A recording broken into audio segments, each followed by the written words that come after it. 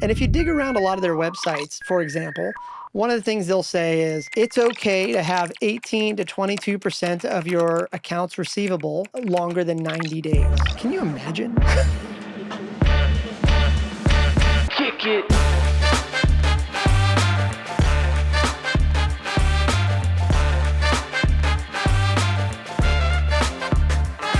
Welcome to the State of Strata. On today's episode, I'm joined by Paul Singh, the CEO of Strata, and we'll be diving into the state of healthcare billing, what Strata's been up to over the last 12 months, and Paul's top 3 priorities for the next quarter. If you'd like to learn more about Strata, head over to stratapt.com or email us at hello@stratapt.com. Now, without further delay, here's today's episode.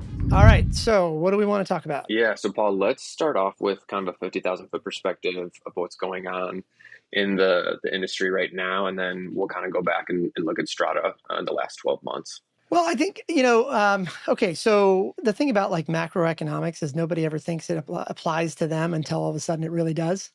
So, what I mean by that is that at the 50,000 foot view, what's changed today versus what was happening, let's say 6 months ago or a year ago, is the fact that inflation is up across the country, and overall amount that you get paid per payer per code is going down. So to say it a different way, if we were standing in front of a whiteboard right now and drawing out a little chart over time, basically the amount of money you get paid by insurance payers is going down every year.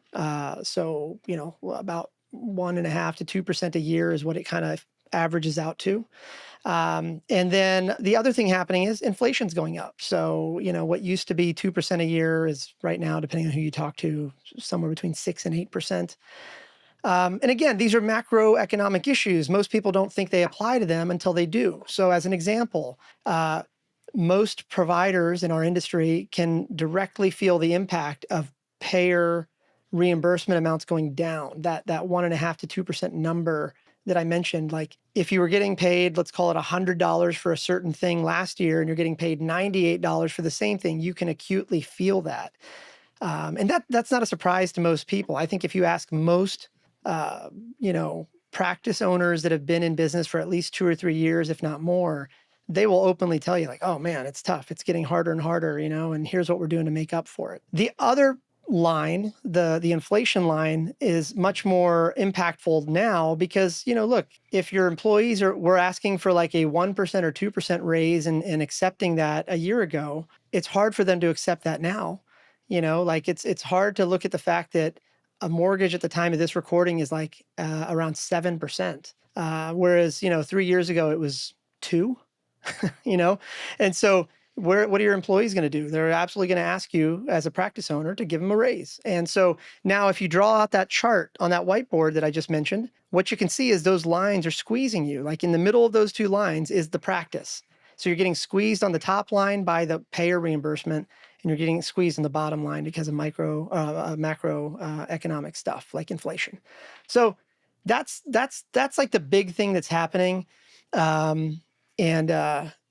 It's not something that, again, people think about until all of a sudden it hits them. And I would be lying if I didn't say that's a big part of the wind in our sails right now as a company, is that, people were comfortable with a 60 or 80% reimbursement rate until all of a sudden they weren't. And all of a sudden now it's like, totally. Oh, I need 99%. I need 99.9%. And let's back up for a second and will you just explain how this industry is so different from anything else in terms of those reimbursement rates and what the kind of industry standard is versus the Strata standard? The way I explain our business to my non-healthcare friends is this. Imagine you had a coffee shop. Let's just pretend you owned a coffee shop. The reality is that if you owned a coffee shop and you sold 10 cups of coffee, imagine if only 6 of those customers paid you.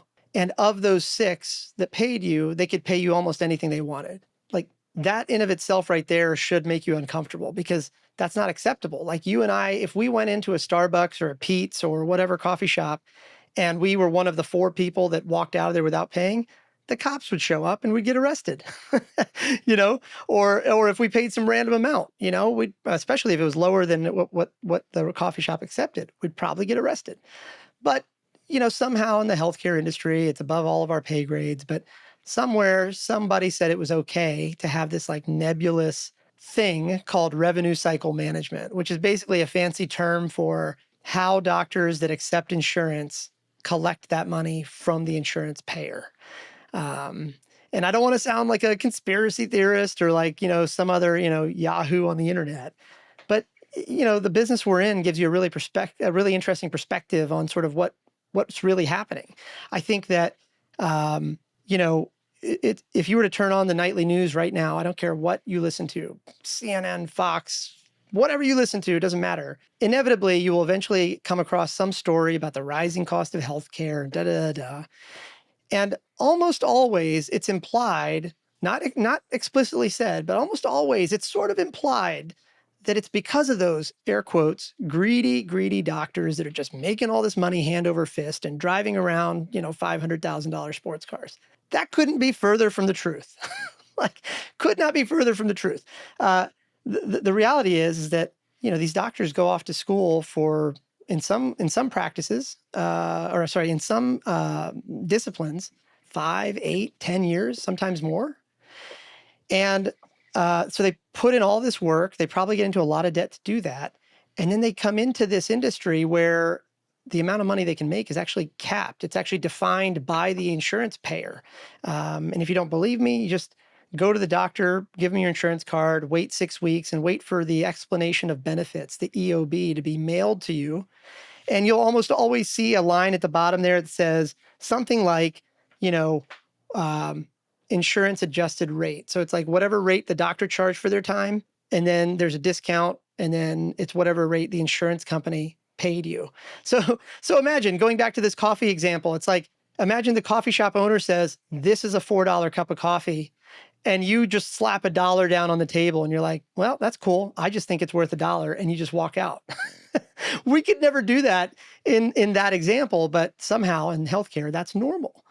So this industry is a little different, or a lot different, than most I've ever seen before.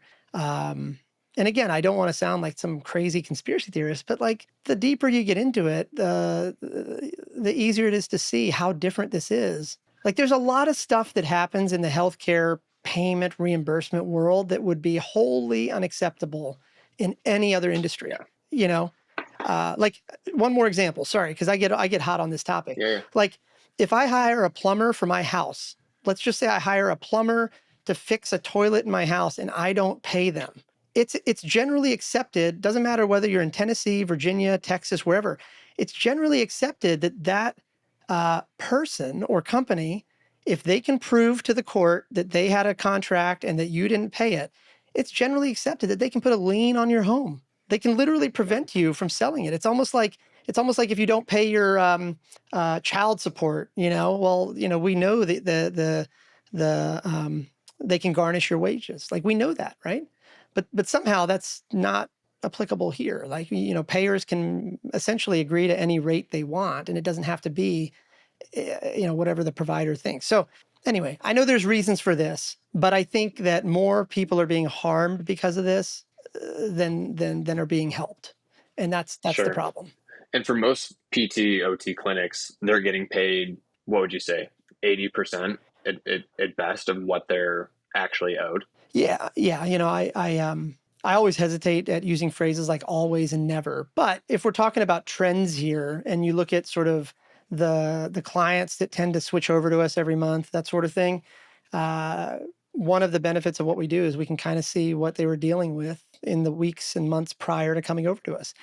And yeah, generally speaking, regardless of whether they were doing the billing in-house with their own team or, you know, they had some other competitor do it, they're usually sitting somewhere between a 60 and an 80% reimbursement rate. So you bill, let's just say you bill $10,000 for the month, they're collecting somewhere between $6,000 and $8,000 a month eventually. So yeah, 60 to 80% is about what we're seeing in terms of trends. Yeah.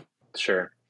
And then let's kind of go back and look at the last 12 months of Strata. It hasn't when this recording comes out, it'll be officially announced.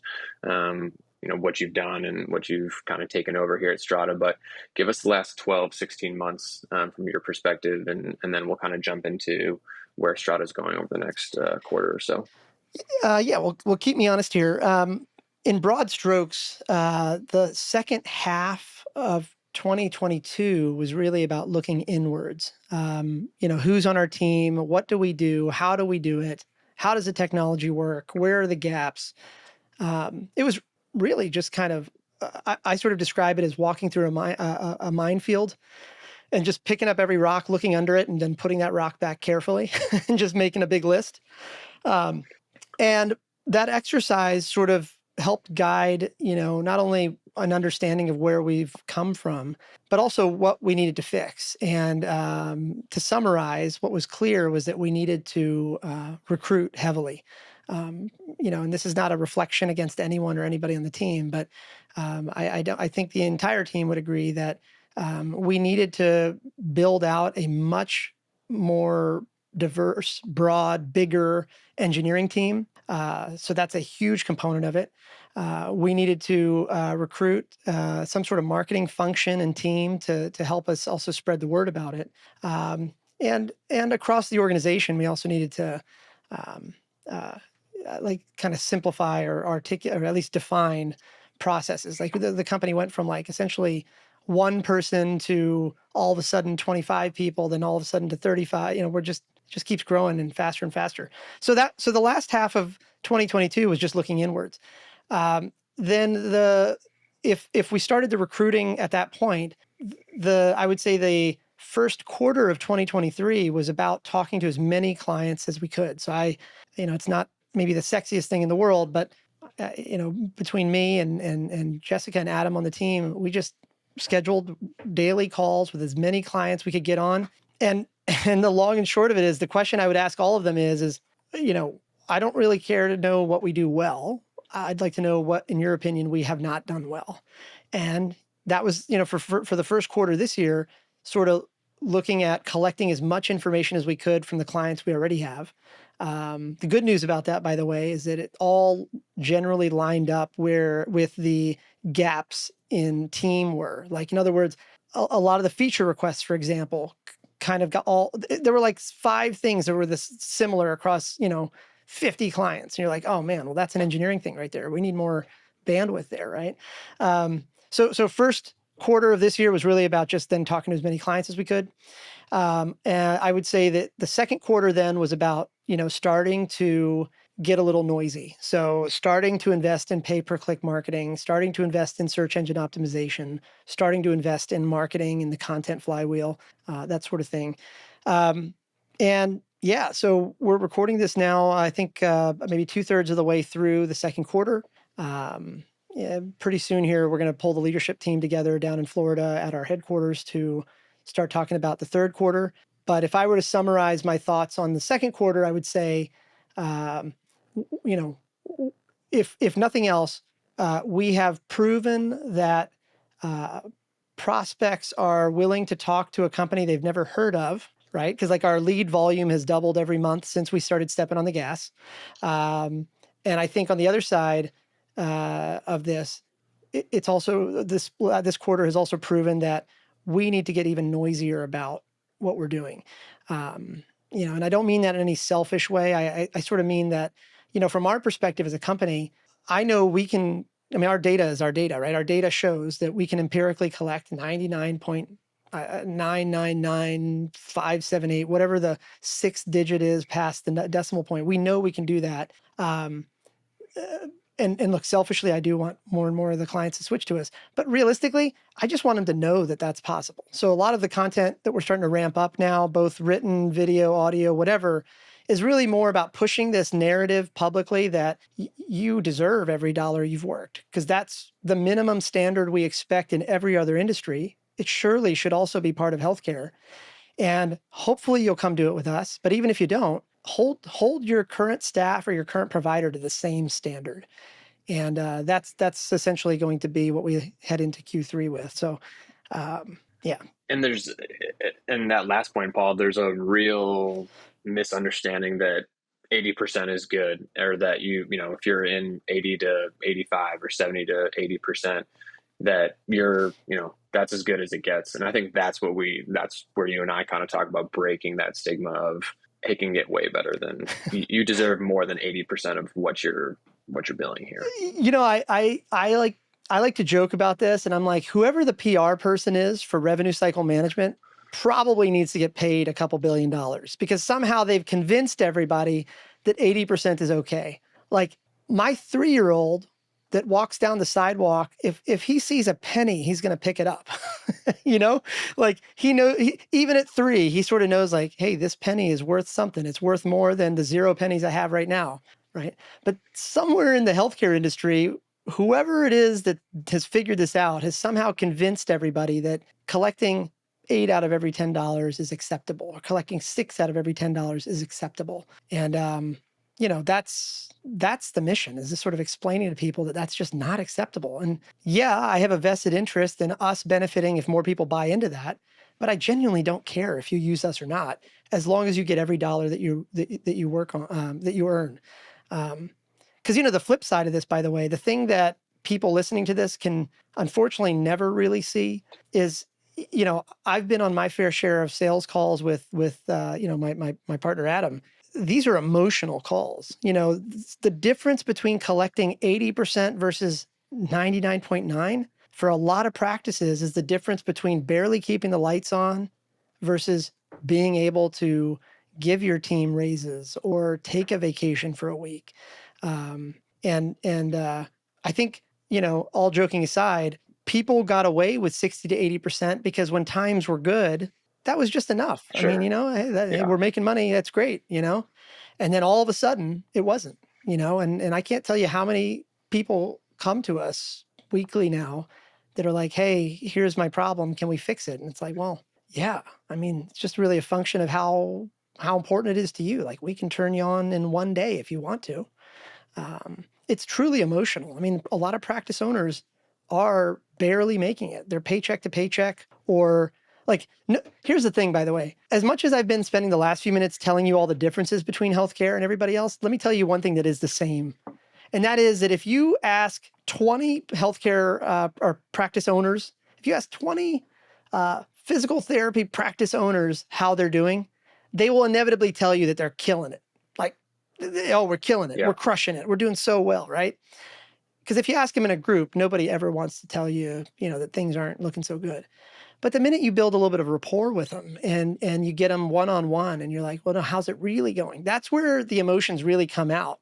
And again, I wish people could be on these calls sometimes. Like, I remember talking to one person or one practice owner down in Texas, and she's like, oh, I've been doing this 27 years. And then she, like, over the course of a few minutes, broke into tears because she's like, but I can barely pay. Like, her front desk person, I think, is like her daughter-in-law, I think. And one of the other front desk people, I think, is like her son, I think, something like that. And she sort of like started to break into this emotional part and eventually started crying on the call because she's like, I haven't been able to pay them their market worth. They help me because they know how important my practice is to me. And I haven't been able to take a vacation in 27 years. And like, we can sit there all day and armchair quarterback that and say, gosh, well, your cancellation rate is this, or we can armchair quarterback her practice all day long. But the truth is that, man, if she was able to actually go from like the 70% that she was collecting to 99, instantly that solves a lot of her profitability problems. Now, if she invests that where she needs to, that's a business level metric that hopefully she will do something with. But yeah, I mean, again, at the industry level, nobody wants to admit that they're in trouble. But at the practice level, everybody's a little nervous. And I bet you, and anybody listening to this, like, you don't have to answer me, but my observation of the industry has been that most practice owners don't carry more than 3 to 4 pay cycles of cash in their bank account at any given time. So in other words, if they screw up their claims this month, if they don't fix it very quickly, let's just say it takes you 40 days on average for your payers to pay you. Most practice owners can barely survive that for 2 months. Like 2 payrolls to 4 payrolls is basically all the cash they keep in their bank account. And that's because of those thin margins, the low collection rates that drive the thin margins. And it's tragic to listen to. Yeah. And I think one thing that we're fighting on the marketing side at Strata is it's one thing to say, okay, I want to get my reimbursement rate, to 99%. But I think one of the big things that we are working on is making sure people understand exactly what their reimbursement rate is. There's kind of this misunderstanding of, yeah, I think my reimbursement rate's, X. And then you do a little bit of digging, ask a couple questions, and there's no way that it could be X. And so having practice owners understand and being able to articulate, here's what it is, and then here's what it could be, is a relative challenge because, no one wants to admit that they're only collecting 70% of what they're truly owned. Well, that's right. And also, it also depends on like what time frames you put on it. I could tell you, I mean, I'll make this up. I'll just make this up, right? Like I could tell you that we collect 100% if the time frame is 100 years. Like that's like me saying like, yeah, eventually I'll collect every dollar, but like, I think we have to be much more specific about it. Like, I think like, I'll give you an example without naming names. A lot of the consultants in this industry, they are, anybody listening to this in the PT space, who the big consultants are. And if you dig around a lot of their websites, for example, one of the things they'll say is, it's okay to have 18 to 22% of your accounts receivable longer than 90 days. Meaning, just on average, that means that it's okay to have 20% of your money unpaid for 90 days. Can you imagine? Can you imagine if I said to you, hey, Thomas, listen, 80% of your paychecks are going to be on time. The other 20%, by the way, I'll get to them within 100 days or so. Maybe, just maybe. I don't know. We'll see. We don't accept that on the employment side of things. That's like federally, you can't do that, right? But somehow everybody's explained this or somehow done, made this okay. And we say like, well, hey, look, in a perfect world, I'd like that to be 0%, but there's a lot of things we can't control. But I would say that you're in trouble if you're over 7 or 8% past 90 days. If you're above 7 or 8%, we need to look at that really closely and figure out what exactly happened there. Authorization issues, payer issues. I mean, there could be a million things, right? But like red flags should go off way before you end up with 20% of your money unpaid for 90 days or more. I mean, again, just using industry parallels here, try not paying your credit card bill for 90 days. Let me know how many calls you get. Exactly. Try not paying your insurance premiums. Try to avoid paying your health insurance premiums for even 1 day past the due date. Let me know how many calls you get. but somehow it's okay in the healthcare industry. It's like, that's the tragedy of the whole thing. Yeah. I want to go back, Paul, to those conversations that you had with all the customers, and then talk about engineering. But from the engineering perspective, one thing that we've talked about internally as team is just the mobile first design. Talk about just that one small little takeaway and how it's going to be a really big game changer for a lot of our clients. Yeah. So so even before we started talking to the clients, one of the things I did early on was started to put instrumentation on everything. So think Google Analytics and that sort of thing. And let me rephrase. So up until that point that I'm about to describe, we had Google Analytics and measuring tools like that on our marketing websites, but we didn't have that sort of reporting on our customer-facing portals. And so I turned it on. We put in the code and deployed it and all that stuff. I want to say around December, and almost instantly, what we noticed was somewhere between like 15 and 20% of our daily traffic or usage was coming from mobile phones, which is fascinating, actually, if you think about it. Our software is not something that patients use directly day to day. I mean, yeah, there's parts of it they use, but that's not the core use case. The core use case of our product is that it helps you manage and operate your practice. So our users are the practice owner, the doctor seeing patients, the front desk scheduler, the in-office manager. It's all of those people that work at the practice that use us.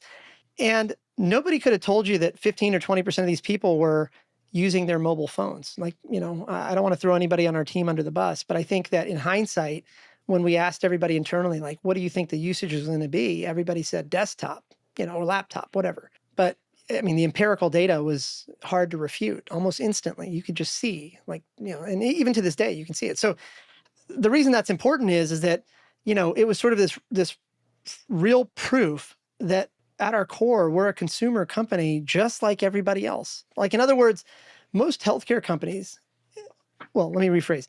What I'm about to say applies to healthcare and, frankly, every other industry. Most industries are like, oh, we're in healthcare, or we're in this industry, and this is why it has to be this way. But if we've learned anything over the last decade or more of software as a service, it's that, like, it doesn't matter what you say you are, or it doesn't matter how you say you should be used. Ultimately, you're a consumer company. Ultimately, everybody today is a consumer company. Your client, just like ours, is filling out patient documentation on their cell phone while they're sitting in the car pickup line, picking up their kids. And again, we can empirically see this in the data. So uh, that data point, in conjunction with what we heard from the clients, was very similar. It's like, hey, look, I wish I didn't have to scroll around as much. I wish I didn't have to, like, search for the things that I'm looking for. I wish I could open up multiple tabs. Like, to me, coming from the consumer world, that's like a no-brainer. Like, can you imagine if Facebook said to you, hey, listen, you can only open up in one tab? like people would be like, are you insane? But again, healthcare, everything's okay in healthcare, So maybe I went a little long on your question there, but the reality is that, it further proved our point that we needed to augment the engineering team. And it took me one step further, and this is maybe the controversial statement, where I kind of just said, like, all product marketing and engineering hires have to come from outside of healthcare. Look, and don't get me wrong, like, hey, if you're listening to this and you're, in healthcare and you want to join one of our teams, hey, we'll talk. Let's talk. But, like, on the whole, though, my experience has been that healthcare people coming from inside of healthcare kind of are really good at telling you the 87 ways something won't work. Whereas, like, engineers and marketers and whatever that come from outside of healthcare, like, this is a no-brainer. Like, engineers that, like, UX, front-end engineers that come from the consumer world already know that you should be able to have a responsive website that opens up on any device, and it should always load in under 2 seconds. Like, that is like a non-starter for the last 10 Standard. years in the Yeah. consumer world and the B2B world. But it hasn't made it to healthcare yet. Like, on the whole, right? Like, I'm sure somebody listening to this Sure. will cherry pick and say, well, but Paul, look at this website. Okay, fine. But I would say, on the whole, like, across the industry, healthcare, I would say, is 5 to 10 years behind what people expect of a consumer website. And so we're recruiting to fix that, at least do our part on that. And the same goes with the funnel. Coming from a non-healthcare background, I jump in and look at all these B2B healthcare websites, and I think one of the most mind-blowing things that I came across at the start was, first, everyone's obsessed with book a demo as the phrase. But even beyond that, even if you're okay, book a demo, whatever, if that's the call to action, but that we want to use, you can't actually book a demo. You hit book a demo for most of these websites, and they make you fill out 10 or 15 different things, and then you don't actually get to book. It's, all right, someone will reach out to us, and then it takes another day or two for someone to reach out. And in the consumer world, I mean, you're going to lose people like that. And I'm sure, people in healthcare, you lose your customer in a snap because you built so much friction. But that's, again, to your point, kind of just the standard of what we're dealing with here, which, coming from consumer and coming from a different world, is hard to imagine, right? Yeah. And, it's easy for me to armchair quarterback and say, oh, well, those guys, why do they do it that way? Because we do it that way. At least at the time of this recording, we're doing it that way, book a demo. Yeah. But the intent here, as Yeah. we roll out the new site in a week or two, is to move to something that's more modern. So, I want to respect the fact that, like, we did it the way that everybody else did it. But to your point, though, we want to, I think we ought to differentiate ourselves by being an authentic company that talks like humans, acts like humans, behaves like humans. I want to make it about conversations. Like, if you look at our sales process, I mean, I think you know this, but just to say it out loud to everybody, we don't have sales.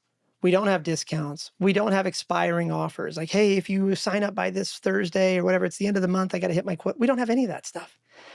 And a lot of my B2B friends tell me that's a horrible idea. They're like, well, you should have a setup fee and then you discount it to zero to get people to sign up before the end of the month. Like, I get why they say that.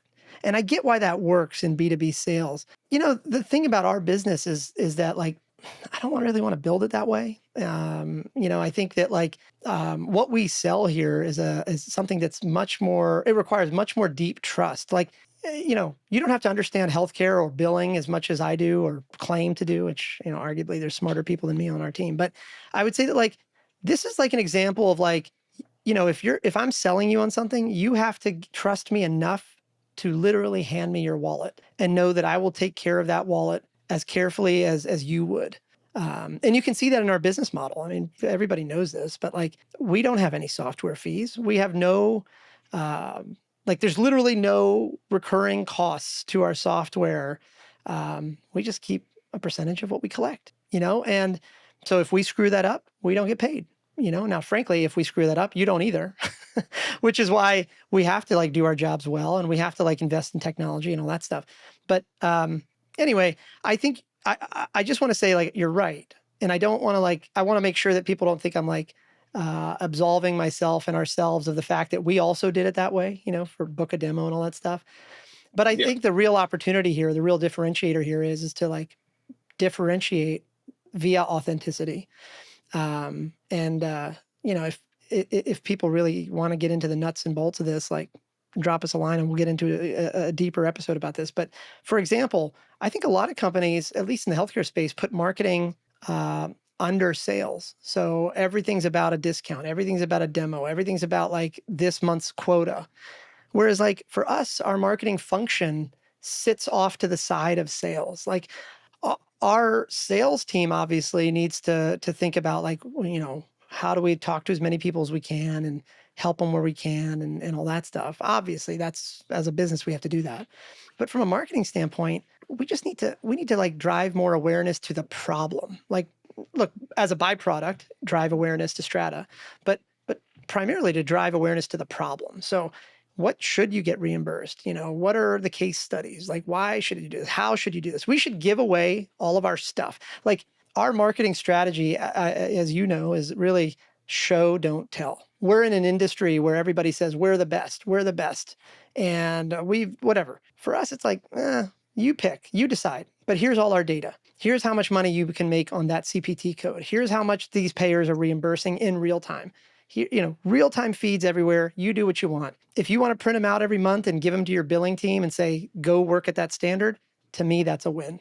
And that's just as much of a win as if you then call us and say, hey, I got a great in-house billing team, but man, I don't want to have to manage 3, 5, 10, vacation schedules, benefits or whatever. Can we move it to you guys? If that's a byproduct that happens, great.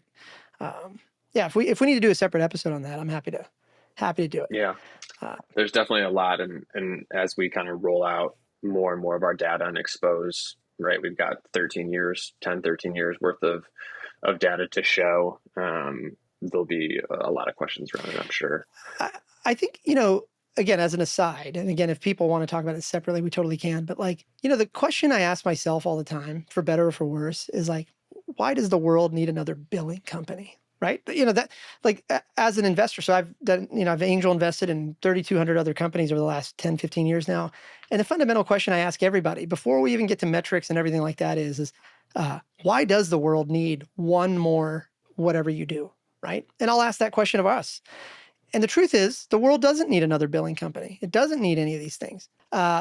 But if you sort of connect all the dots that I've sort of alluded to over the last couple minutes here on this, I think software should be free. I don't think you should be nickeled and dimed to death for every feature. Like, yeah, that's the way it was always done, right? Like, oh, you want the bronze plan? Great. This is how much it is. Oh, but if you want 7 more users, you got to go to the platinum plan, and that's this much. It's just nickel and diming. That business model clearly has worked for the last 15 years. I admit that. But on the flip side, like, we're not trying to build the next, Me Too, similar billing company. What we're trying to build is this modern day. Like, if I hope that when people look back at Strata from 2024 and beyond, or no, 23, we're in 23. I hope that when people look at Strata from 2023 and beyond, what they see is me answering the question of, and us as a team answering the question of, what would a modern day RCM service or billing service look like if, number one, it had a deep understanding of today's technology and users. Number two, it had a deep understanding of today's problems across the landscape. And number three, it had no legacy baggage. In other words, it had no legacy baggage or outside investors to quarterback it. Like our competitors, I would describe as very barbelled, like a gym barbell. On one side of the barbell, you have a lot of what I would call old school billing only companies that let you use whatever EMR you want. And then they have a bunch of duct tape spreadsheets and baling wire that somehow do all the work. And show me anybody that is correctly collecting more than 80% every single month, in and out, whatever. Show me that, that billing company, and I'd love to buy them or sell ourselves to them. I just don't see how you're going to show me that. On the other end of that barbell, you have a couple venture-backed big behemoths that are primarily EMR software providers, SaaS providers, that like try to bolt on billing. And, I don't need to name names, but the reality is like the thing that we believe that nobody else would agree with us on is you cannot mix and match billing and EMR. You just can't do it. For another episode someday, I'll tell you the details, but like we used to do it. We used to actually have multiple EMR integrations with our billing backend. Had to turn it off because if the EMR is not billing aware, the billing doesn't work. Matter. It doesn't matter. Yeah. So, and conversely, when a payer changes the rules, like, I copied you on that other email today, right? Like when the payer changes the rules, when we Everything deploy changes. that fix, the EMR knows, So we believe EMR should be free. We actually think all the software you use to run your business should be free. And we think that our incentives should be aligned to yours as a client. Like if you don't make any money because we didn't do it right or we whatever, like we shouldn't get paid, And that's where, just to jump in there real quick, Paul, that's where that, again, another marketing challenge is the balance between, human-based billing, a person who does it, and technology-based billing. And you can't have a person, right, who kind of oversees it, but if technology isn't at the heart, it's incredibly more difficult to begin with. I might get in trouble for saying this, but here's the thing. People are great. And look, people are a core part of our business. Absolutely, they are. I'm going to preface what I'm about to say with that. Like you have to have people to some extent. But for practice owners in particular, I think the question you have to ask yourself is what business are you in exactly? Because the reality is people have to sleep. People need vacation. People need to invest in, continuing education.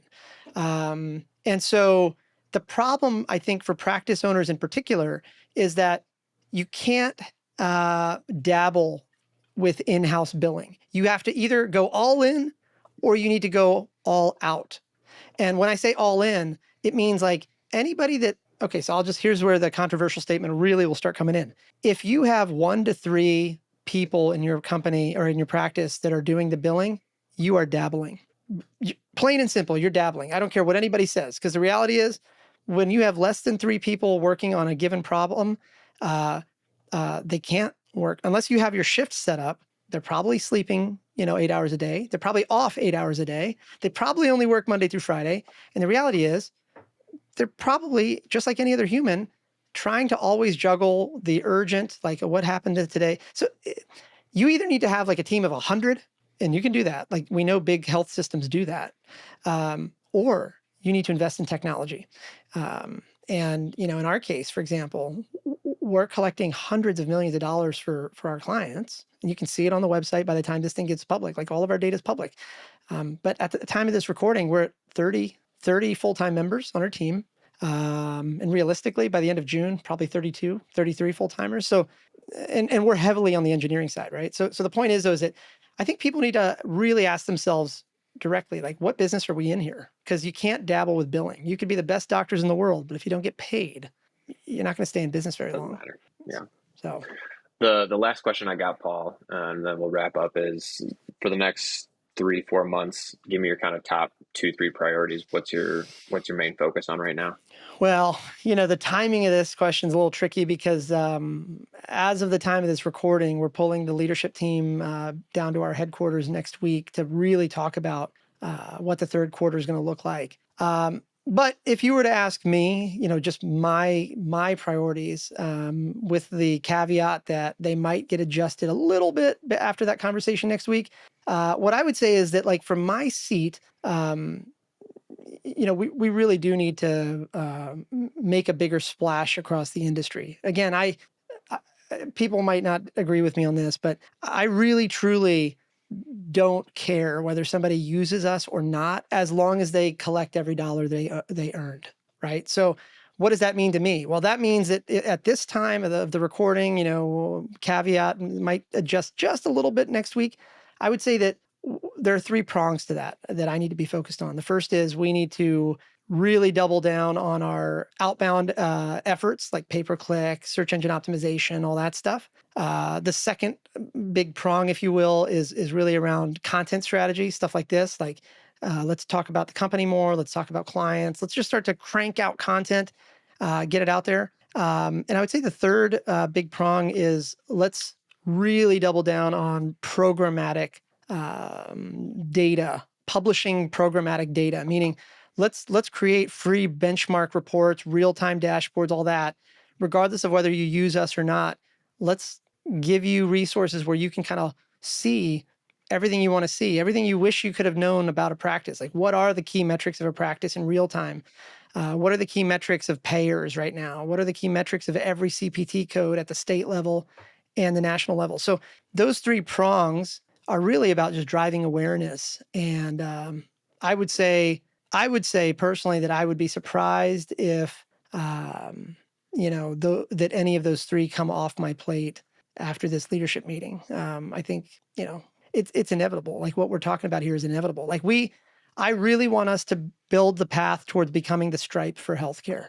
Like, when anybody listening to this call goes to a gas station and puts in their credit card, that pump disperses gas because that gas station knows that through the magic of Visa or Amex or whatever you use, they know that money's going to hit their bank account a day or two later. Like that, right? Like that is, it's irrefutable. That's why they give you the gas. And our intent over the next, couple of years is really about going from where we are now, PT, OT, and speech, nailing that, going real deep in that vertical or those three verticals. But over time, like, why not expand broadly? Like, there's more than just PTs, OTs, and speech therapists that deserve every dollar. Pediatricians do too. Like, separate discussion for later, by the way. If you ever want to ask yourself why more and more private practices are selling to big healthcare systems, this is it. It's hard. You're running your business in these, like, low margin, really hard environments. You're trained to treat people, not deal with billing. And eventually doctors give up and they sell to the local health systems, which sounds good. I get it. But the overall quality of patient care goes down, And the problem is still there. The problem's still there. They sort of like remove themselves. Like, as an aside, on a personal note, the guy that does my what do you call it? Like, my general practitioner or whatever. Yeah. I've been seeing this guy since I was born. I'm like 42, like, no joke. This guy was like basically there when I was born. He had just graduated medical school. And for whatever reason, my parents like went to his practice, and this guy, I love this guy. I see him every year for my annuals. He's just such a good dude. And I went to go schedule it a couple weeks ago. And I noticed the website had changed and it said no longer accepting new patients. So, like, I text him like, hey, Gus, his name's Gus, Augustine. But anyway, Gus. It's like, hey, Gus, why can't I, are you that busy? Like, what's up, man? I've been going to you for 41 years. What's up? He goes, oh, yeah, I sold to, and I won't say the name, but here in Virginia, he sold to a larger healthcare system, 5 letters, multi-billion dollars, a huge firm. I was like, Gus, what? Why? He's like, he said something like, like 20 years ago when your parents would come in or something, he's like, I could charge what I needed to charge to pay my staff. And I didn't have to think twice about it. Like, the insurance company would mail me the check in a couple of days. It was fine. He's like, now it's like this cat and mouse game. And he's like, dude, I'm like 55. Is that the game I really want to play? He's like, I had to sell to these guys because they've got like 1,000-person billing team. They're a national healthcare system. The insurance companies pay them. They don't pay me. And at the end of the day, like, his stress level went down. I get it. But so did my care level, So, all right. So how did I solve that? I had to actually text him on the side and be like, hey, man, can I just like pay you on the side? I don't know. And so anyway, but it's but anyway, long, complicated thing, but all this stuff's interconnected. And, I don't have any illusions that we can like fix the world, right? Like I don't want to have that like Silicon Valley grandeur or whatever. But man, if we could like help, 20,000 practices collect What they're 99.99%, man, yeah. I feel like I would have done a great job, and that's enough for me to like feel good that we've positively impacted, our little part of the world. So anyway, Well, I think that's a good place to wrap up. Thanks for listening to another episode of the State of Strata. If you'd like to learn more about Strata and achieving a 99.99% collection rate for your OT or PT practice, head over to stratapt.com or email us at hello@stratapt.com.